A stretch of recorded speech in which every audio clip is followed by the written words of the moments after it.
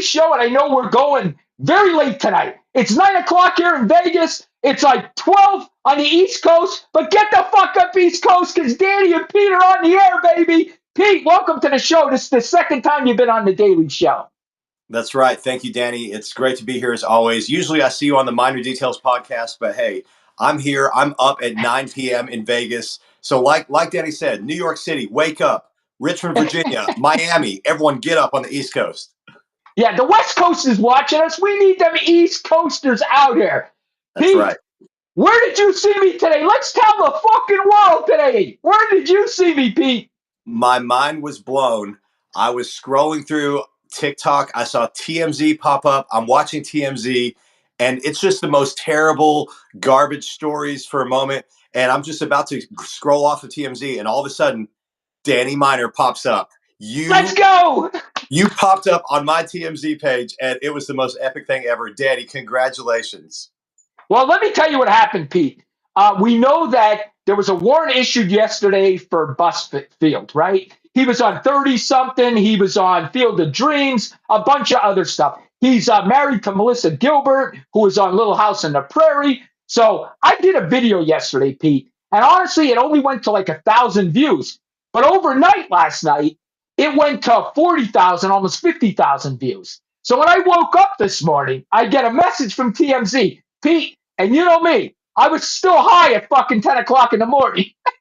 I took a little cereal, okay? So I'm wiping the high out of my eyes. I look, and TMZ texts me and says, hey, we want you live on the air at 10:50, and this was already 10:05. No shower, no nothing. I'm still high from the night before. I'm throwing water in my face, and I go live on TMZ. And I want to thank TMZ for inviting me. It was a great time. That's so amazing. So for everyone who doesn't know, Timothy Busfield, major actor, Danny reported live about it, and it was amazing the feedback you gave. I'll say personally, Timothy Busfield, I've always thought he was a great actor. So this news, this allegation that he's been basically, I don't know, he's done something bad to someone. I don't know what the allegations are exactly, right? But it sounds shocking to me because I've always loved him as an actor.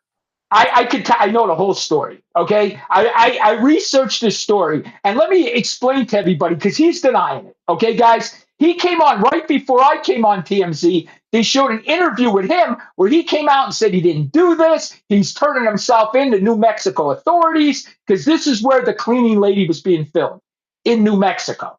And basically, what happened? There was two kids on the set of the cleaning lady. He was the director of the cleaning lady. They are saying that he molested them, sexual assaulted them. They went to their mother went to the doctor called the police. That's how this all went down. Now, TMZ is reporting the mother's just mad because her kids were taken off the set or something. They didn't get the parts they wanted. TMZ is reporting all this. But, folks, I'm going to tell you this. When kids come out, I've dealt with being a detective for all these years, 14 years. I probably dealt with sexual assault cases with kids hundreds of times. And what we do with kids, Pete, is we ask them what the truth and a lie is. So we'll tell them, like, if it's beautiful outside, we'll say to them, if I told you it's snowing outside, would that be a truth or would that be a lie? And the kid would say, that's a lie. It's not snowing outside. But if I told you it was sunny today and 80 degrees, would that be the truth? That's the truth. And you go over that with kids. You try to tell kids what a lie is, what a truth, before you get into what happened to them. And usually, honestly, when I was leaving police work, they didn't even want cops to do the interview anymore. They wanted children's services to do the interview, and we sat in the background because cops made kids nervous. You know what I mean? Kids get nervous, there's cops. So we started doing that where actually children's services did the interview, but we were there. So that's how these cases work. That sounds like a pretty effective method because kids really haven't, I mean, they have imaginations, but they're innocent. They don't really have like a motivation to be evil and manipulative like adults do usually.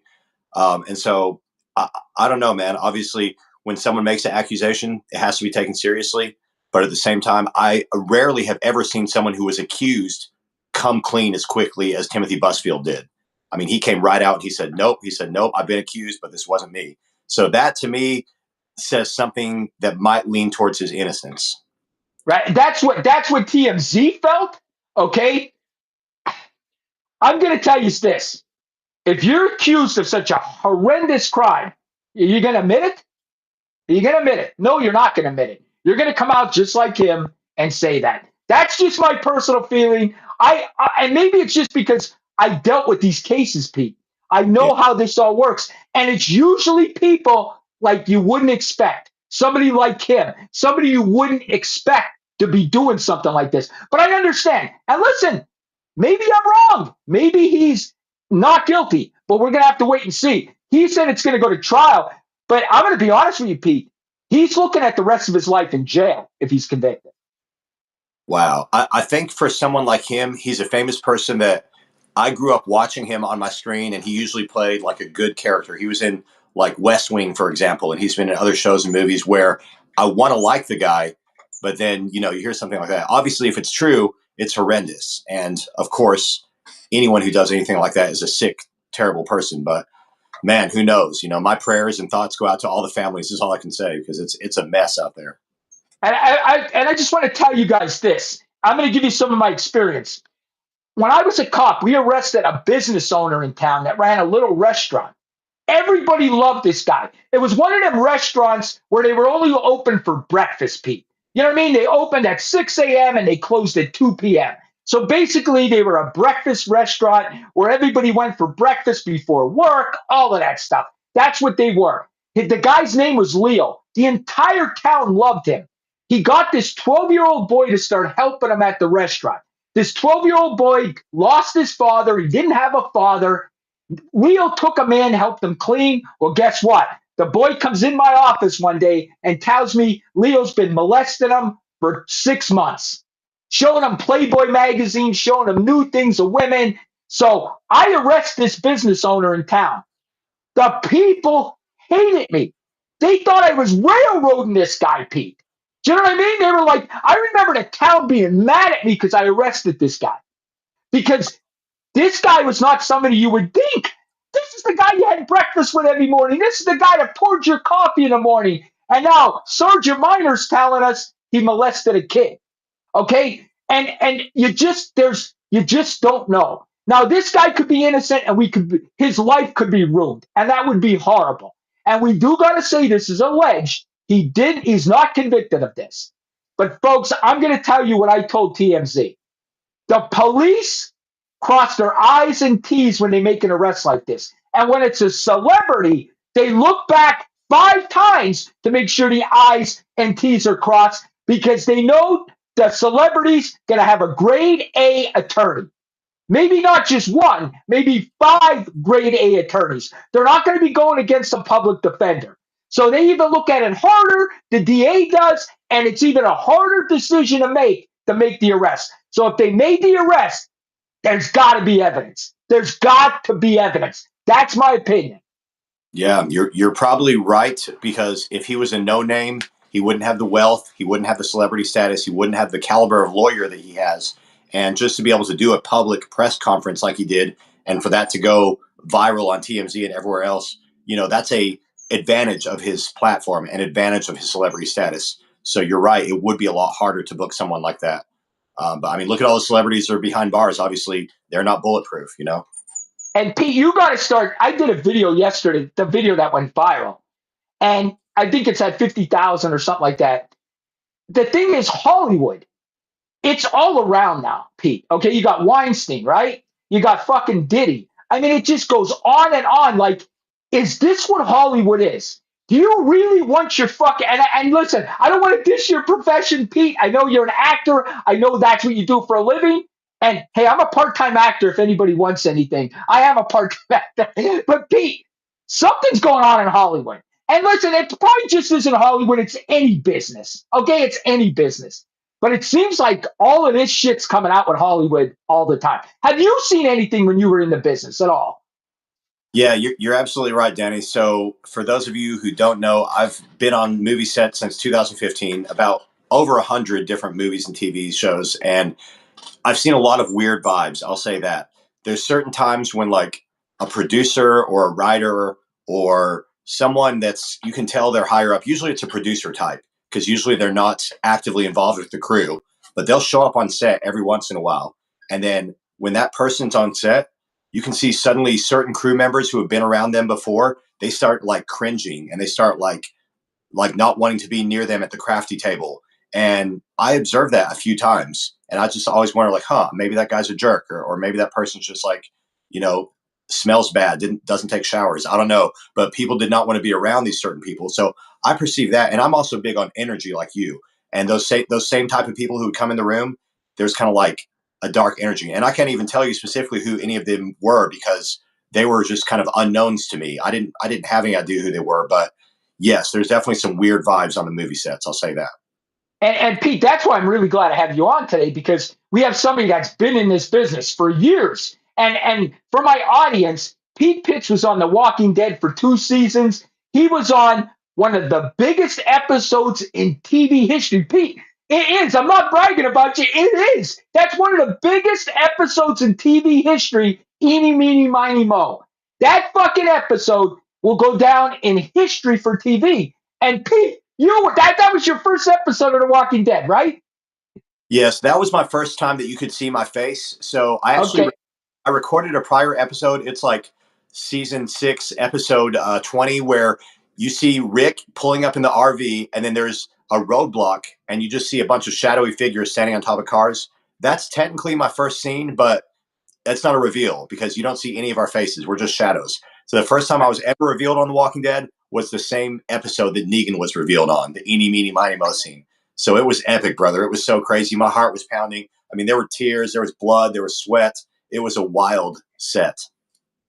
Dude, you know what? I think back at that, Pete, because I remember where I was because that was the first episode of the new season. So everybody was like, who's going to die? Oh my God. Like, I remember waiting for that episode. And it's so weird, Pete, that, whatever, 5, 7 years later, whenever that episode was, that the guy that I saw on TV, Pete Pitts, would end up being my friend. We would have a podcast together. Like, it's very weird how life is. Am I right?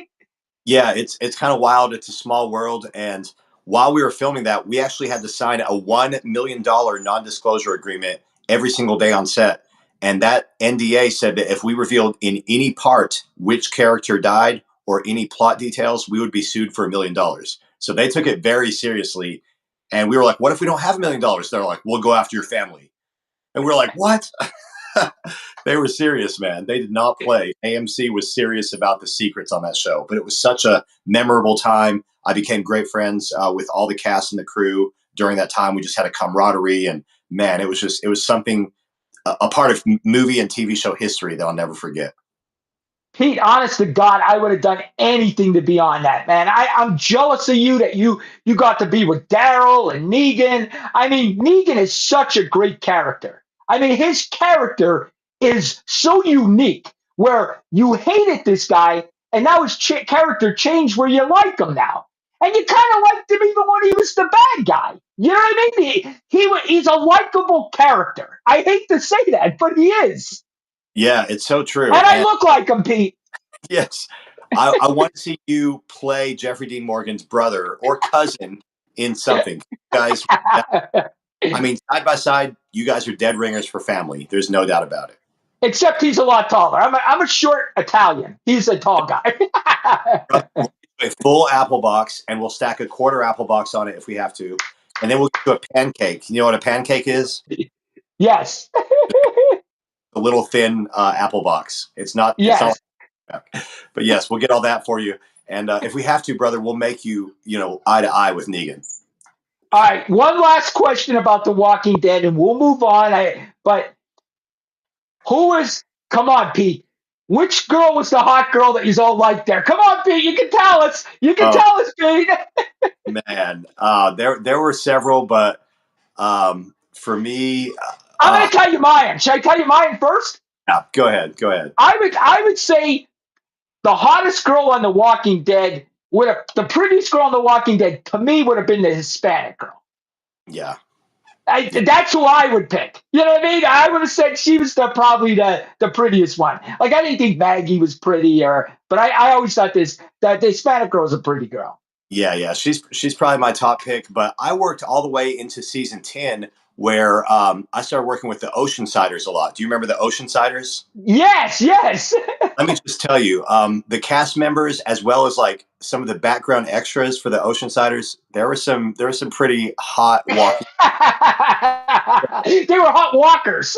Yeah, there were some hot walkers. I'm not gonna lie. And Danny, think what you will, but there was a couple times when there were some walkers on set, and they were walking, they were looking all bad, but they took off their mask and their makeup, and there were some cute girls under there. I'm not gonna lie.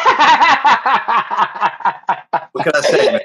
What can I say? Pete, Pete, you know what? You brought up a good point. I want to talk about that girl. She's another good actress. The girl that was like, she was part of that group that was like in a junkyard. What was her? Do you know what I'm talking about? Or was that after you?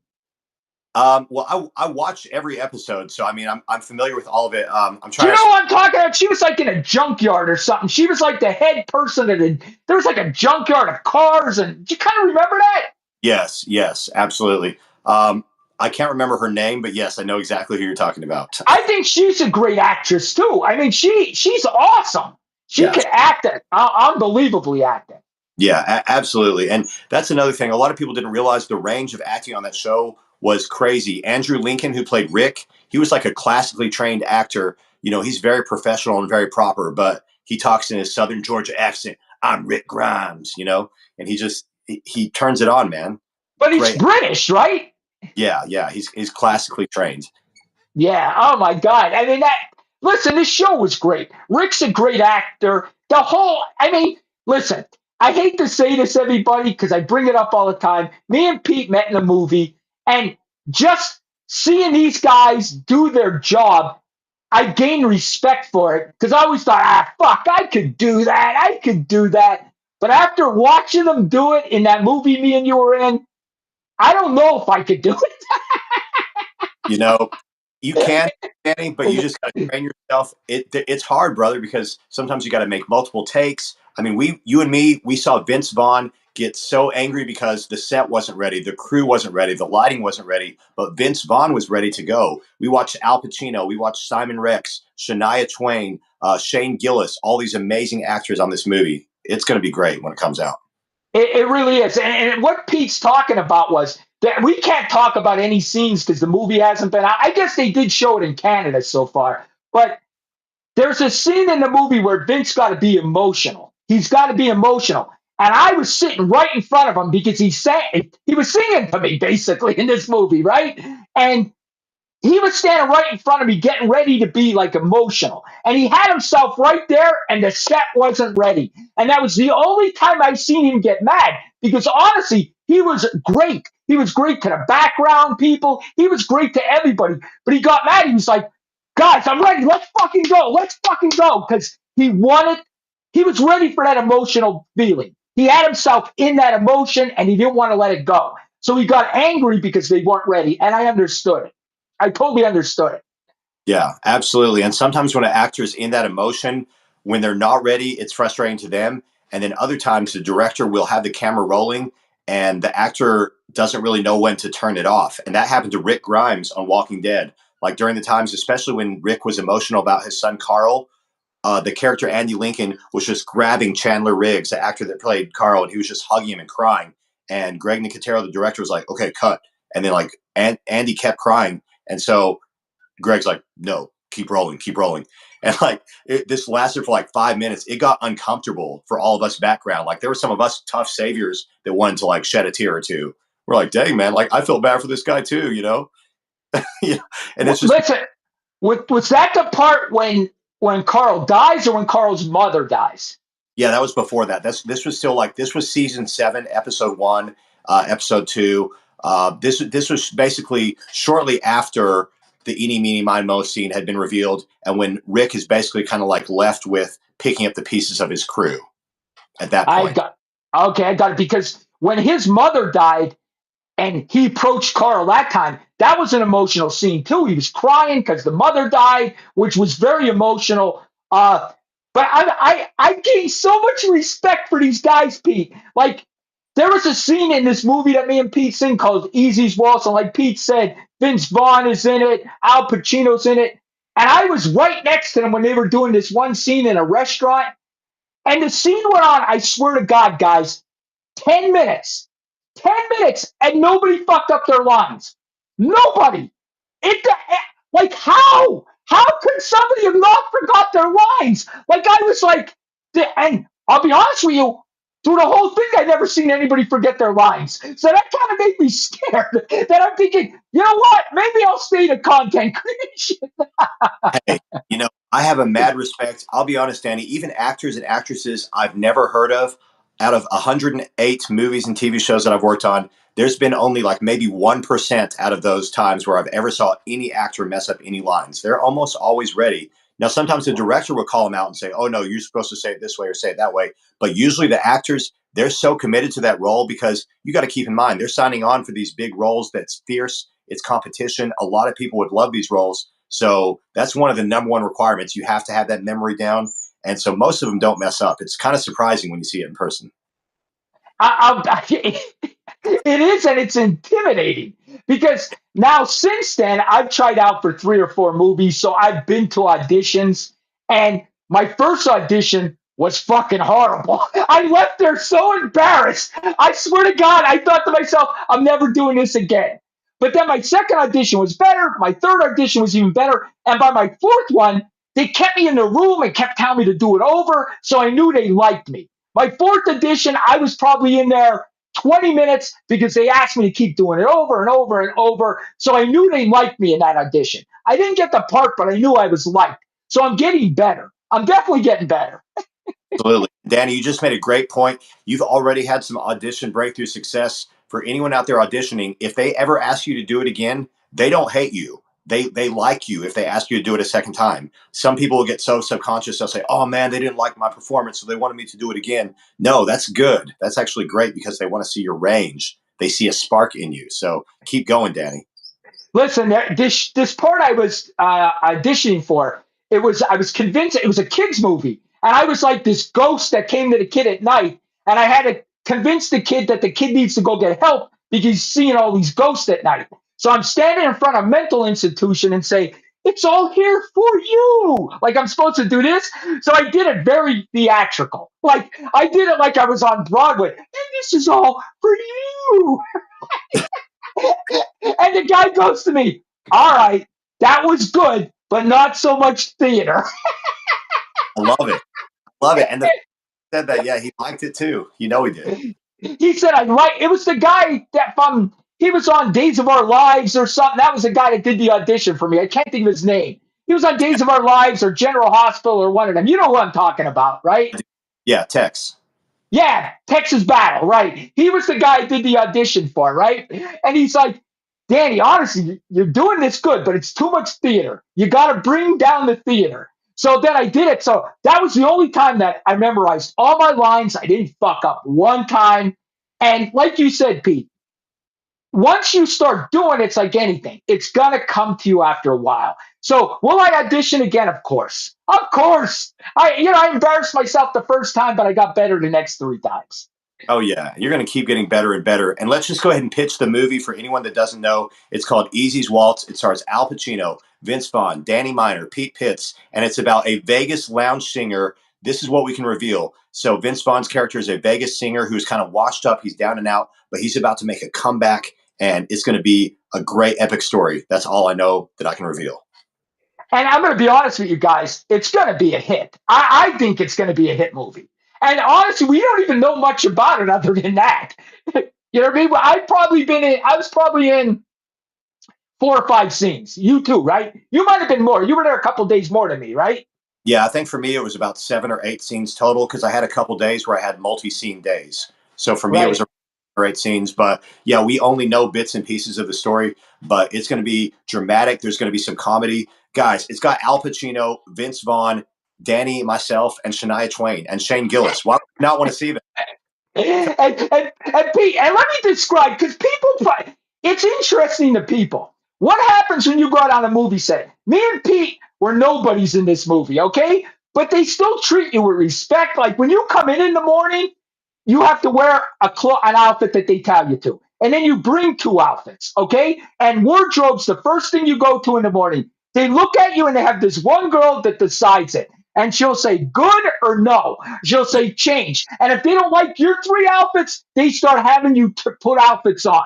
So that's wardrobe. Then you go to makeup. You're actually set. I remember sitting in the makeup chair thinking, holy fuck, I'm on a movie set. Right, Pete? I love it, man. I love it. It's such a blessing. Every time I sit in that hair and makeup chair, you got wardrobe, hair, makeup, then you got props, then you got special lights, camera, action. It's so wild, man. It really is, and I can't wait to see how much we're in this movie. I hope we don't get cut out, Pete. I hope the hell we're in it. I think the director is going to like the contributions that we gave because what a lot of people don't realize, even as a background actor, you're adding to the scene. That's why they treated us like somebody because we were somebody. We made that scene dense. We made those scenes real. Imagine any scene in any movie or TV show where the background's just filled with nothing. No, you need people. You need that scene to come to life. So we're going to do that. And listen to the people out there that you don't know. You're under union rules too, so they give you different things. They pay you for all kind of different things. Are we allowed to say that, Pete? Yeah, yeah. So that's pretty common. Okay. All right.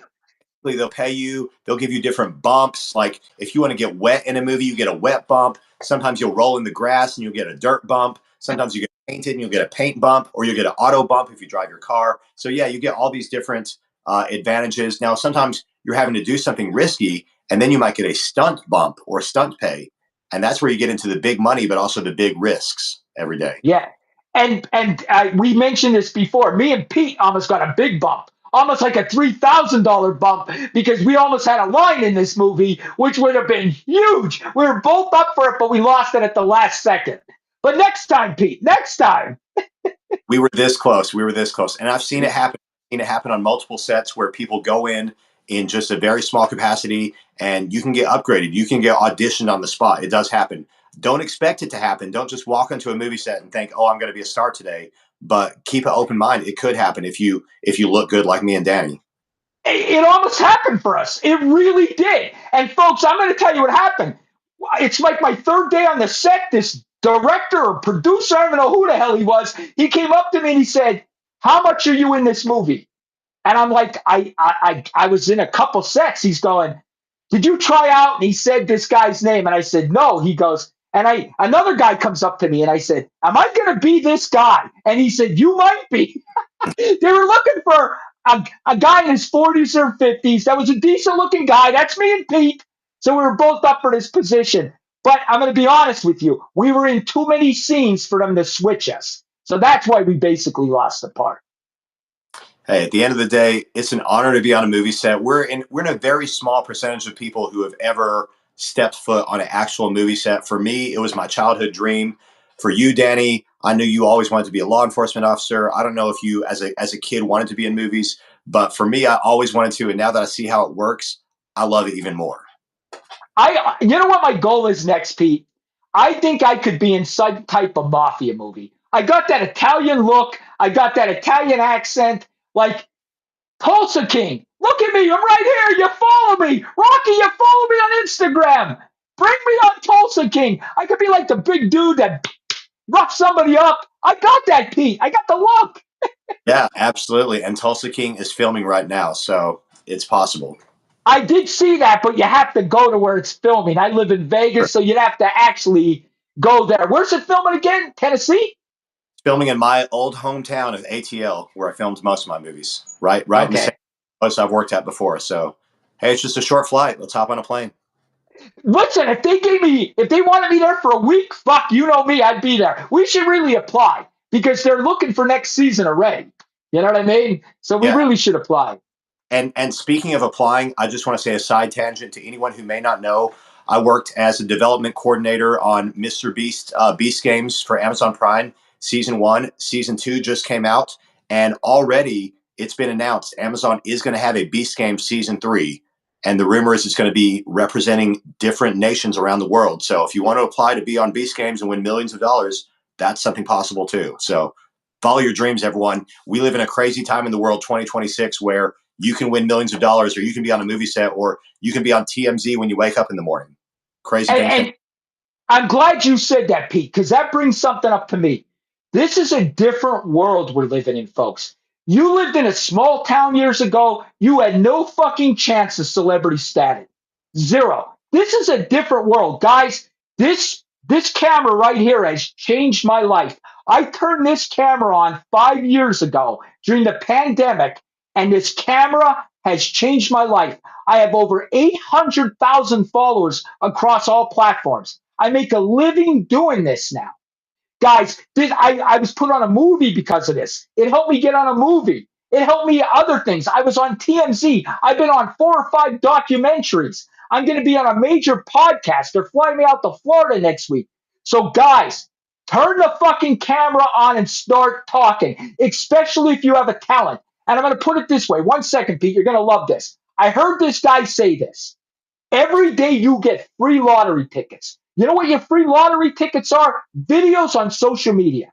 They're free lottery tickets. And they're countless. You could just use as many as you want every day. And sooner or later, you're going to hit the fucking lottery. And I'm going to tell you, just give you an example. Pete will tell you, I put a meme, a Trump meme on Instagram last week. A meme that took me 1 minute to put on. Post. That meme went viral, 6 million views. They paid me $500 for a meme. I got paid $500 for a meme, guys. Okay? I've had videos that I had a video go to 6 million. They paid me $5,000 for that video. So, folks, I'm telling you, they're free lottery tickets. If you have a talent, turn the fucking camera on. You don't need Hollywood anymore. You don't. You don't need anybody but yourself and the camera. Am I right, Pete? You're absolutely right. In 2024, the change started happening, and officially in 2025, it's actually recorded. You can look this up. Content creation has made more money than Hollywood in the last year. It has passed Hollywood earnings and Hollywood revenue. So you're absolutely right. For me, I grew up in a small town of Tennessee. No one's ever heard of it. But now, if I lived in that same small town, I could turn on the camera. I could still be a content creator. Back then, that wasn't possible. But today, anything is possible. So don't be encouraged. Danny's like 40 something years old and he's doing it. I'm some. I'm a little older than 40 something. Okay. All right. Well, the point is it's never too late. It's never too late. People say like, oh, I'm too old. How often do you hear that, Danny? I'm too old, or I'm too busy, or I'm too this, I'm too that. Stop making excuses, y'all. And that's a great point too, Pete. I posted on Facebook the other day, and people my age were telling me that I'm an inspiration to them. Keep doing what you're doing because, guys, I never lie about my age. I'm 57 years old. People my age are at the fucking bingo hall. Okay, they're playing bingo. Their most exciting thing is they might get some ice cream and play bingo tonight. Okay, that's never going to be Danny Miner. Danny Miner's going to be on here till I die. I'm never going to retire because I think once you sit down on that fucking couch and you don't get up, you don't get up. I'm going to be honest with you guys. And I think that's what old age. I think once you sit down and stop doing stuff, you start getting fat. Your legs can't hold you anymore. Honestly, I hate to be like that, but you know me, I'm blunt, Pete. And in fact, it's the fact. You got to get up and do it. You got to do it. Yeah, you got to stay in motion. And like you were mentioning earlier about the free lottery tickets, content creation being a free lottery, you got to be consistent also. And Danny, you've been very instrumental in motivating me, motivating so many others, because if you don't do that, if you don't put out these videos and these attempts and these memes and try to put out some kind of content, it's never going to catch on. You're only going to sit around thinking, oh man, what if? It would be nice. No, try it. Get out there and then you'll find what's engaging. You'll find what starts hitting. That's how you found your niche, right, Danny? That's exactly right. And guys, I'm going to be honest. When I first started content creation, I didn't have a niche. I just went on there and said whatever the fuck I wanted. And then I started realizing that my videos, crime videos, were going more. Like all my crime videos were going. So that's when with TikTok, guys, I only do crime. Once in a while, I'll throw a politic in TikTok, but it's usually crime. Now, when I went over to Instagram and Facebook, that's more politics. People want to hear politics over there. I do a crime video every once in a while, it'll go okay. But a politic video on Instagram, Facebook, it's guaranteed success. It's guaranteed success. It really is. And Pete, you watched it.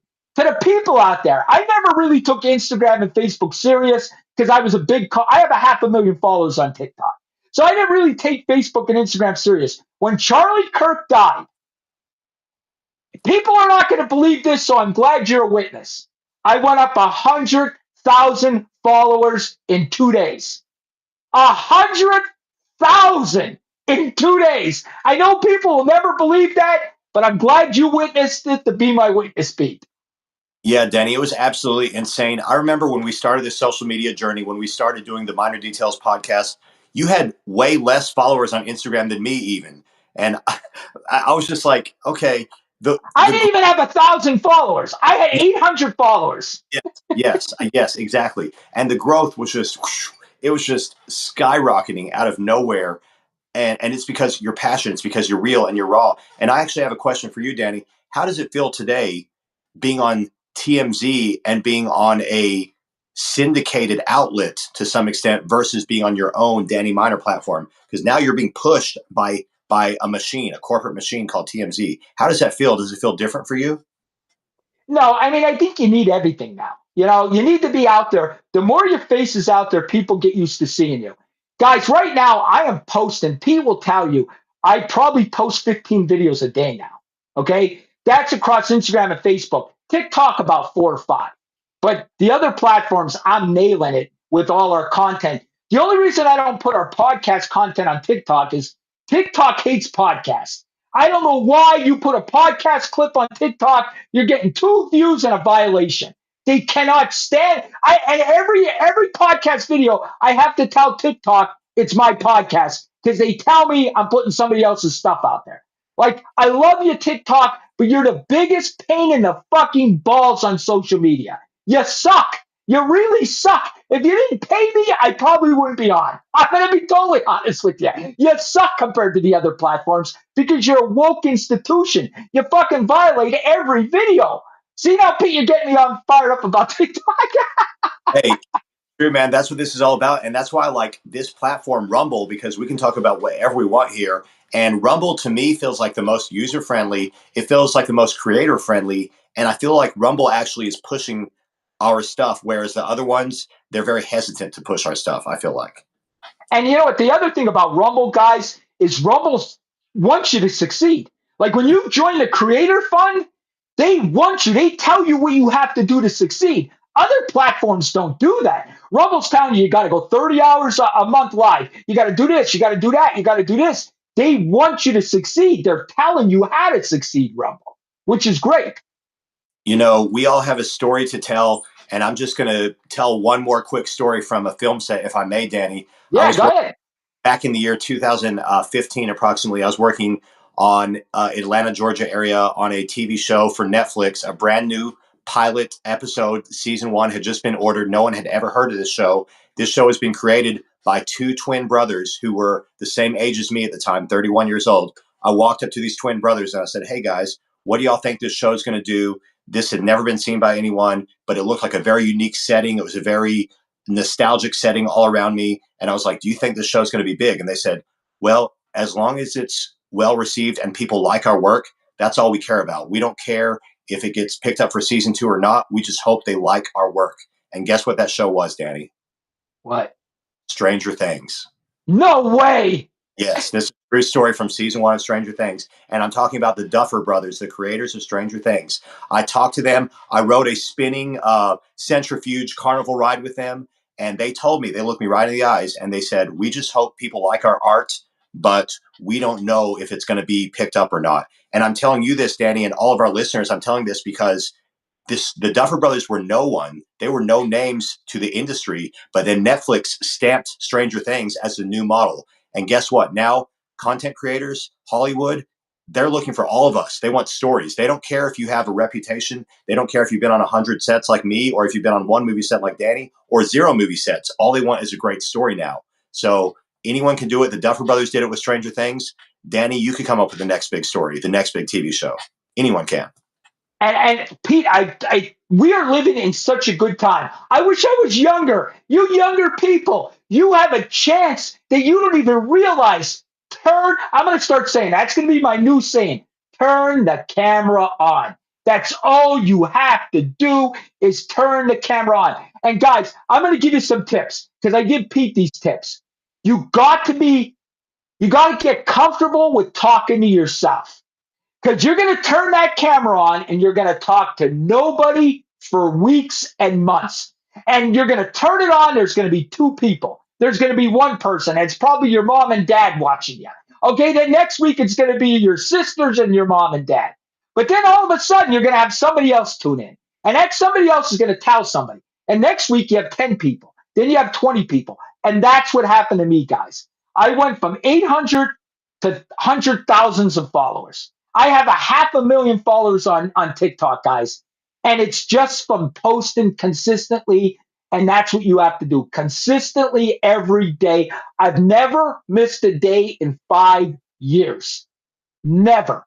I post no matter what. And it shows, even on holidays, you were doing the Danny Miner Daily Show on all the holidays. I was like, man, this guy is dedicated. And you are. It shows. It pays off. I got that from my father. Okay. My father was a businessman. His father was a businessman too. They owned car dealerships. My dad's dad was a car dealer. My dad was a car dealer. My dad also had a gas station. And my dad would always say to me, you have to be consistent. If you say you're open 8 to 5 Monday through Saturday, you're open 8 to 5 Monday through Saturday. You don't say, well, today we're cutting out early. No, you're open till 5 o'clock. And I'm going to be honest with you guys. We were open at 3 o'clock on Saturdays, and my dad would always leave at noon. I worked part-time selling cars for him, right? My dad would leave at noon, and he'd call me Butch. He'd say, Butch, don't close up early. You're staying at 3 o'clock. I'm like, Dad, I'm staying at 3 o'clock. The minute my dad got down that fucking that highway, the close sign went up. I went the door. I was out the fucking door. Oh, you did not. Oh, Listen, listen, if I thought it was going to be a slow day, there was no way I was staying there 3 more hours. I was out the fucking door. Sorry, Dad. My dad's in heaven right now saying, I knew it. no. Wow. Eddie, well, your dad and my dad are up there together. But let me ask you this. If you had stayed for that 3 hours, what if you had sold a car? Would you have got the commission?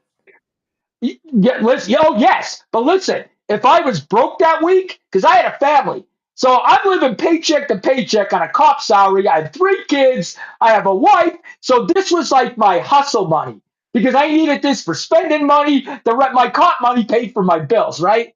So, Pete, if I was broke, I would have kept that place open at 8 o'clock at night. So my dad knew when I was broke. If I was broke, I would fucking sit there at 10 o'clock to sell a car. Love it. You were out at the road. You were waving them in, huh?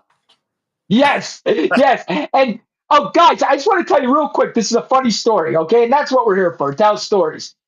My dad, I never got involved in my dad's business. I always was going to be a cop. I was into sports. I wasn't into selling cars. I wasn't into gas stations. None of that my dad owned, right? But my dad got rid of the gas station and he went just to selling cars, for about 5 years, okay? And he hired this little old retired man to help him, okay? This old man passed away on my dad. So my dad was going away and he had no one to watch the car lot the one day. So he said to me, hey, will you watch the car lot for me one day? So I went and I opened the car lot. Guys, I'm a natural salesperson. I know this, okay? I'm a natural salesperson. I sold 3 cars that day. My dad walked in the door and he's like, where's the Buick? Where's the Ford? Where? And I'm like, I sold them. He's like, no, you didn't. I said, Dad, I sold them. And that was it. From that day on, I worked with my dad for the next 15 years. Wow. So that was the 15 years prior to joining law enforcement. Is that right? No, I was a cop and working there. Same time. I worked 2 jobs. So you were a cop full time. You were protecting and serving as well as basically full-time salesman. Guys, I would leave my work at 3. I was chief of police. I was the chief of police of a town. I would leave my work from 7 to 3. I worked. So I'd get off work at 3 o'clock and I'd go to the car lot from 3 to 7. Every day. And then I'd work the car lot Saturday mornings from 8 a.m. till 3. All right. I got to ask, Danny, because, you look kind of like a mafia guy, and this is a mafia thing to do that I'm going to suggest. Let me ask, were you ever tempted as a police chief to pull someone over and you're like, hey, man, I'll let you go this one time if you buy a car for me this afternoon? No, I did have integrity. I did have integrity, but everybody knew me. Like Okay. when I became chief of police, I hate to say this, but you're kind of like a celebrity in the town then. Like every time like I would go out to dinner, people would come over and talk to me. Like it was like anywhere you went because you were the chief of police, like people their eyes were on you. Like even if I went out to have a beer with my buddies, like everybody was watching everything I did. Like you're kind of like under a microscope. Honestly, I'm gonna be honest with you. So you got to watch what you do. And the day I retired, a weight came off me. I could be Danny Miner, and this is what you see now. The uncensored guy that's gonna say whatever the fuck he wants. And I wanted to do that, Pete, because I knew I had talent. I knew I had the gift of gab. I knew I was a great speaker and people liked hearing me speak. And I knew I couldn't do that as a cop. And that's why I retired early. I retired at 47. I could have stayed a couple more years, but I knew it was time. And that's why I left at 47. Wow. Well, thank you for your service. You put down the badge and you picked up the joint. Yes. Yeah, well, I was a dare officer, but marijuana is not drugs. It's not drugs. It's not definitely not completely legal, completely recognized now as medicinal. I can't wait till the federal mandate comes along where we can all recognize that it should never have been called a drug. So it's coming. And you know what? That's funny that you said that, Pete. Like, we were all expecting the Democrats to do it, like Biden and Harris. And I would have been happy if they did it. I'm a Republican, but I'd be like, all right, well on, man. You legalize marijuana. But it looks like Trump's going to do it. Isn't it crazy that it's going to be Trump? Like, it's crazy. He's going to do it. Yeah, it's long overdue, and I'm so glad to to finally be in a time where we're saying that this is going to be reality. There's so many things that are changing. I know we've talked about so many things throughout the last podcast episode, things that Trump might be announcing and things that he's done, but we're living in a crazy time to be alive in January 2026. Oh, exactly. And guys, I want to tell you, Pete and I both live in Vegas, right? And it's normal here. Cannabis is normal. I mean, everybody, you go down the strip, everybody's smoking it, everybody's doing it. It is normal here. When you go to the dispensary, you're standing in line with people that are 80, 70 years old. You're standing in line with nurses. You're standing in line with doctors. Okay? Doctors and nurses do cannabis. Old people do cannabis. When I'm standing in line, 80% of the people in line with me are over the age of 50.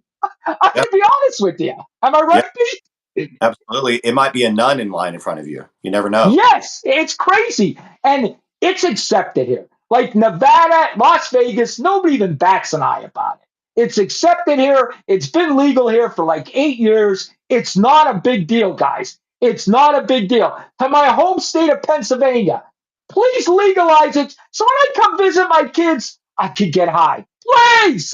And you know what, Danny? While we're appealing to states, let's also appeal to my home state of Tennessee. I was there about 5 years ago visiting Danny, and I was hanging out with my good buddy Merle Dog, Merlin Looney. We were shooting some videos at the old ballpark there. This big old heavyset local cop, probably 399 pounds, he tries to hobble up to me and Merlin while we're filming our TikTok content, and he says, "Hey, did you guys smell the devil's grass smoking around here?" And this was like a few years ago, Danny. I swear to God. And me and Merlin were like, "No, we didn't smell anything." And this big old guy, he said, "Well, someone's burning some reefer around here, and we're gonna find him, by God, and we're gonna bury him under the jail." And like he picks up his belt and he starts like huffing around. I mean, this guy was about 400 pounds, but he never caught the guy. But the fact that he's looking for a weed smoker around the public park, I was just like, me and Merlin looked at each other like, "What? Is he serious, man? Come on." So Tennessee, legalize it.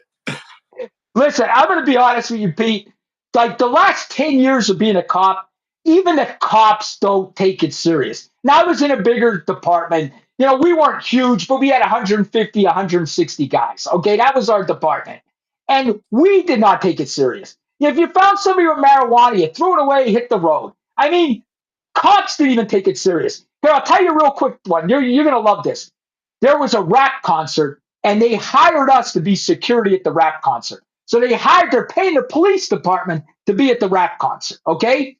Now they hired their own security to check everybody for guns and everything. We were just there in case there was problems. They had 20 of us on scene. I was the supervisor. I brought all our guys in. And I said, listen, if I hear one of you say, oh, I got a guy with a joint, I'm going to flip the fuck out. We don't care about fucking joints. We don't care about this. We're here to protect that there's no fights, there's nobody getting injured. I don't give a fuck about a joint. I better not hear it. That's what I told them. You're going to have people smoking marijuana. You're going to see it. Ignore it. That's what I told them. And then I went to security. And I said to their security, if you find marijuana, don't be calling us over here. Throw it the fuck away. Because I don't want my officers having me tied up for hours. We're here to protect this concert, not to do paperwork and arrest somebody for a misdemeanor marijuana clip that nobody gives a fuck about. Okay? And that's the truth. And I'm telling you, the cops don't give a fuck about it. It's a pain in the balls because the judges don't care about it. So you arrest somebody, they get no time, they give them a $50 fine, and it's over. So just legalize it, is what I'm saying. Yeah, I love it. I think you should be like the national advocate or the national trainer of police, because if every chief had that mentality, man, we'd live in such a much cooler nation for sure. Listen, I got heat from my guys too. My guys thought I was too easygoing, honestly. So I was liked but hated by my guys a lot because I didn't take things as serious as them. Okay, I just didn't. I took murders, rapes. I took them serious. Other than that, to me, I didn't take it that serious. Like, if we went to an underage drinking party when I was a cop, you were lucky I was coming to the underage drinking party. Okay? You were lucky you got Danny Meyer cop coming to that underage drinking party. Other cops, you'd be in fucking jail. And I'm going to be honest with you, we went to this underage drinking party once, and one of my buddy, we were both, he was in one car, I was in the other car. He got on the radio. There was a private channel that we could talk to, nobody else could hear us. He goes, how lucky are these kids that me and you are coming to this? I said, I know. Because he was the same as me. We didn't take it so serious. But you could get them cops, the double lettuce guy, that think this is the biggest crime in the century. Yeah, absolutely. Yeah, like even it was just the way he treated it so seriously. Like he had nothing else to do, Danny. He was just so bored. He just wanted that. He wanted that ticket so bad. But you could tell he was really probably against it. He probably grew up being told. He was an older dude. You know, he'd probably been told that it was just bad. And you're right, man. We need more tolerance and understanding. But what you just said is important. You prioritized and you compartmentalized. You took the serious offenses seriously, but someone smoking a little plant, you're not going to throw them in handcuffs and write a bunch of paperwork for it. That's stupid. Exactly. And Pete, you're exactly right. Like, people don't understand marijuana. They don't. Like, when I go back home, my sisters, they're older than me. They're like, they think this is the worst thing in the world. I told my sister, you should take a gummy because you'll be more goddamn calm. My sister's like, I don't want to jump off a building. I'm like, jump off a building. When you take a gummy, you're lucky you can get off the couch. It's called eating the couch. You ain't jumping off a building. You ain't jumping. You ain't doing nothing but sitting on the couch, eating snacks and watching TV. Absolutely. Yeah. She'll be in the couch. And, maybe you should just give her a gummy and tell her it's a regular gummy. And that's it. And people just don't understand it.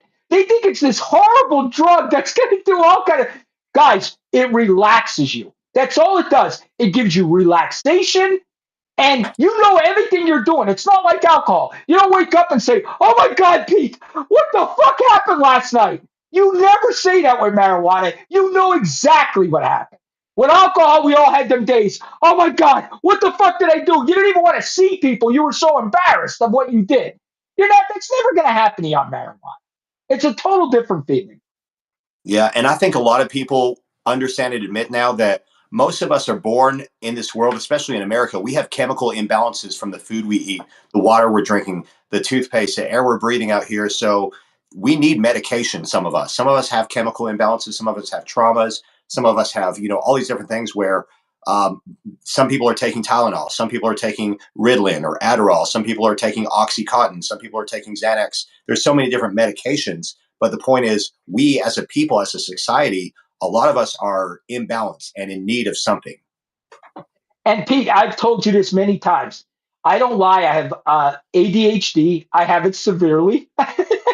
Okay, I do. I have trouble going to sleep. My thoughts are going. My thoughts are going right now. What I got to do once I get off here. Like, my thoughts never turn off. Anybody that has ADHD, Your brain never turns off. That's what it is. It's not like you're not paying attention like people think you are. People think you're not paying attention. It's just that your brain is overloaded with so many things that you get confused. It's confusing. And I've always had insomnia because of it, because I couldn't sleep at night. I'd be laying there thinking, oh, I have to do this tomorrow. Oh my God. And stuff, my mind would never shut off. I'd be thinking of stuff when I was a kid, this, that. Marijuana stopped that. The minute I take it, a half hour after I take it, because the gummies and stuff take about a half hour, I'm relaxed. My mind shuts off. I could sleep. It relaxes me. To me, it's the greatest gift God gave me. It finally made me calm down and be able to sleep at night. And that's what I use it for. I use it to sleep, honestly. And that's a blessing. And just hearing that, to me, I don't see why any doctor or lawmaker in America could still say illegal, you know? I mean, it And makes no, the pain. How about the pain like cancer victims? yeah, How could you not give it to these people? It will help them so much. Pete, I think of my mother, how my mother suffered when she was dying, and my father suffering while he was dying. If you would have gave them a gummy or two, this could help them. It really could. And I know a friend of mine, his mother had some aches and pains, and they started giving her gummies. She's like an 80-year-old lady. She takes a gummy at night, and it helps her. So what is the fucking harm of this? And people that don't know, nobody's ever overdosed from marijuana, ever. You just get more high. You don't overdose. I just don't get why people hate this drug. I don't get it.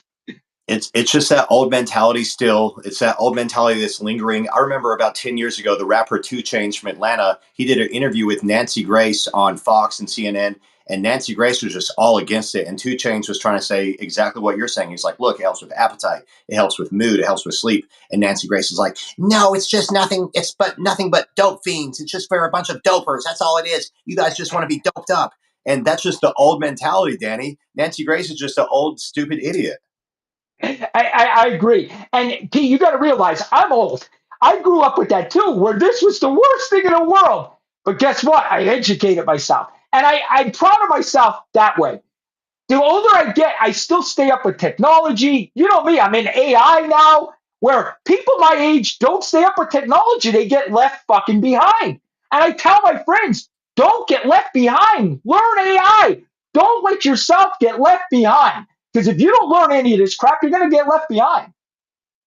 Yeah, it's absolutely true, Danny. Everything is becoming obsolete. We don't really know what's going to happen in 1 year, 5 years, or 10 years. There's so many rumors, actors' jobs being replaced, musicians' jobs being replaced, janitors' jobs being replaced, cooks, bartenders' jobs being replaced, drivers, taxi drivers being replaced. So we don't know the extent of what AI and tech is going to do over this revolution, but we're in that chapter where if we don't learn it right now and understand it, we're definitely going to be far left behind. We got to get on it. Oh, I totally agree. And you know what, Pete? We got 2 minutes here and we'll be on an hour. So let's give it 5 more minutes and we'll get off. But we got to tell the viewers how lucky you and I are to live in Vegas. Guys, it was 70 degrees today. Tomorrow it's going to push 75. The next day it's going to be seven. We're all week is in the 70s. We are so lucky to be mid January and we're still in the 70s. How could you beat it, right, Pete? You're absolutely right, Danny. And to just verify that story, me and Danny did not hang out together. We don't live on exactly the same side of town, but we both live in Vegas. But I was driving out in the Vegas Strip today. First thing I see, a guy in nothing but some Go America Speedos running, jogging down the block. And then the next thing I see is multiple women out there, basically in bikinis and midriff showing. It was like a summer day in Miami out here in Vegas, Danny. It really was. I was out all day today. I had shorts on and a t-shirt all day, and I had Hey Dudes on. Honest to God, it was gorgeous. And tomorrow's even going to be better. I'm probably going to go fishing on the lake tomorrow. Guys, I feel bad for people on the East Coast. I hate to say this, and I know my East Coast friends are the West Coast is so much better. It's just so much better. I hate to say that because I do love the East Coast, but weather-wise, there's just no comparison. It's beautiful out here. And some of my friends are out in Cali right now, which is just a short 4 hour drive from here. They're over at the beach. And I mean, it's just amazing to be here on the West Coast of the US. I love all of the US. I love all over the world. I love so many places, but there's something special about Vegas and the West Coast. You got to see it to believe it. I'm going to say something else that's going to shock everybody. 45 days to pulls open. The pools in Vegas will be open in 45 days. I feel like it just closed down like a couple weeks ago. Like They closed down November 1st, and then they reopen at the end of February.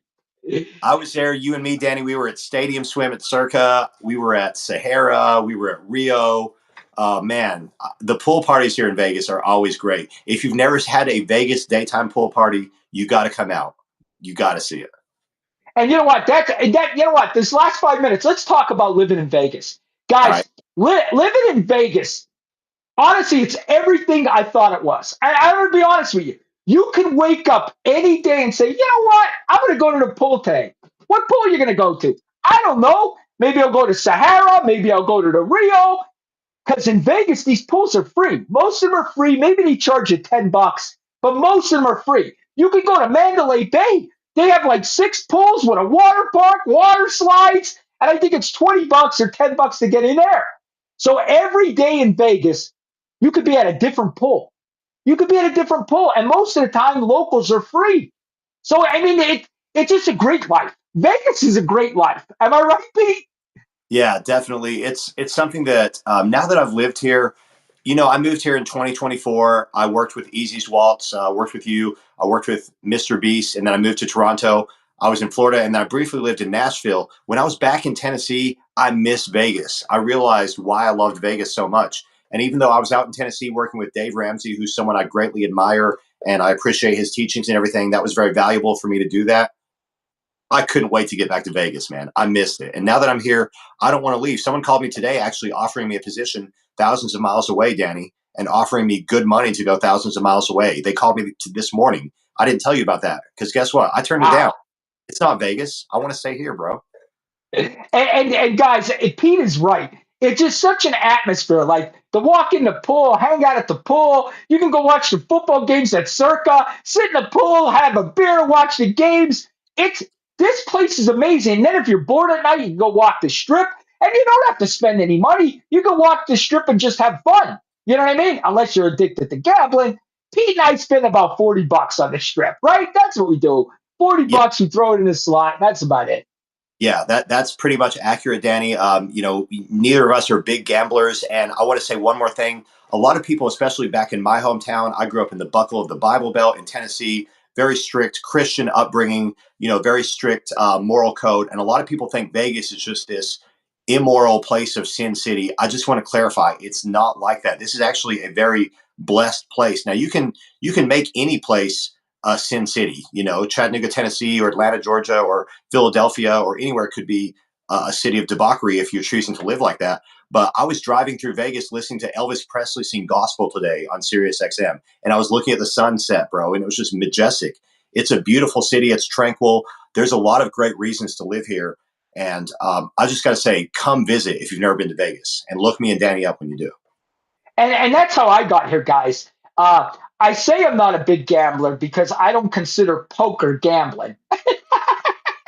It's not real. It's not gambling. But guys, I used to come out here for the World Series of Poker. And I used to come out every year and we'd stay a week. Then we'd stay 2 weeks. And then I was like, I love this place so much. I want to live here. And let me tell you something else. It only rains here 20 times a year. There was a time we went 9 months without a drop of rain. So every day, like I'm going fishing tomorrow. I know I'm going fishing. I know it's not going to rain because the odds of it raining are slim and none. So you're waking up every day to sunny skies. 90% of the time, maybe 95% of the time, you wake up to sunny skies. Am I right, Pete? It's crazy. Absolutely. It's so beautiful. And I'm a person who's seasonally affected. That's why I felt myself depressed in the environments of Tennessee, Georgia, Atlanta, where it's rainy. Even in Florida, when I lived in Panama City Beach, Florida, beautiful. The beach is absolutely majestic. The Emerald Coast is so divine. But then when it's just raining, pouring water, especially when it rains for days, I get depressed. 3 days of rain, I'm sad. I'm ready to get out of there, man. And here in Vegas, I've never seen 3 days in a row of rain. And back home in Pennsylvania, you would be so depressed all winter because you couldn't leave your house. Our winters are better than our summers in Vegas. They really are. The winter's better than the summer because the weather's better in the winter. It's not as hot.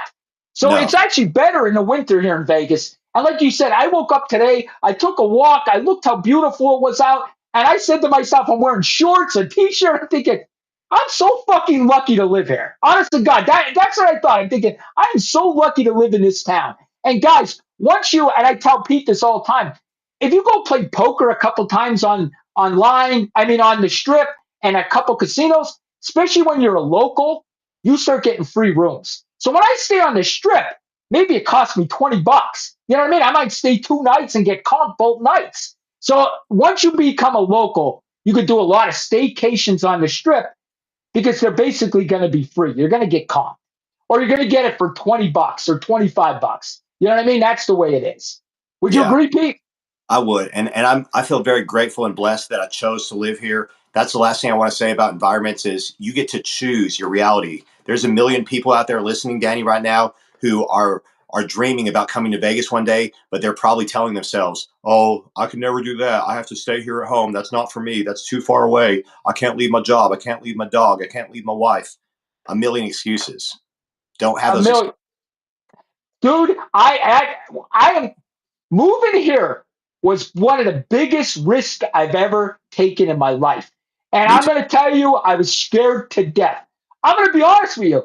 I was in tears about it. I'm going to be honest with you. Me and my daughter drove here, and we were in tears as we were driving here. Tears, because you don't know if you're doing the right thing. It's such a big risk. And it's scary as fuck. But guess what? You're not a tree. You can pick up and leave. You're not fucking planned it. I hate when people say, I hate this town. Oh my God, this town sucks. This city sucks. You're not a fucking tree. You're not planned it. You can go wherever you want. You're right, Danny. And I had the same anxiety when I came here to Vegas. I had anxiety when I moved to Atlanta. I became homeless moving to Atlanta. I had anxiety when I moved to Florida. But guess what? If we didn't take these risks, we wouldn't get the rewards. So, to everyone out there, if you're thinking about it, remember what Danny just said. You're not a tree. You don't have roots so deep in that hometown that you can't leave. It's just all in your mind. If you choose to do it, you can make your reality better. And you got to lower yourself to do things you don't want to do. When I moved to Vegas, I Ubered and Door Dashed for my life. That fed me. I ate fucking pizza every night, dollar pizzas to survive until I made it. And most people won't do that, Pete. Most people won't do Uber. They won't do DoorDash till they succeed. No. Most people will not do that. No. Well, that's why we're here today, Danny, because you and me are above the rest in terms of what we're willing to do. And that's why we appreciate all the followers and the viewers and the watchers because we want to be an inspiration to y'all. Even me and Danny, we are human. We've made mistakes, but we are at least trying. Every single day we wake up with a mission and we wake up like, hey, I got to go. Yes. And Pete, thanks for coming on. We're actually on almost an hour and 10 minutes. Brother, I can't believe it, but it just flew by, man. We were just chit chatting the whole time. Pete, come on anytime. I'll be on again tomorrow, guys. Make sure you tune in. I love you all. Thanks, Pete. All right, perfect. Have a good night. All right.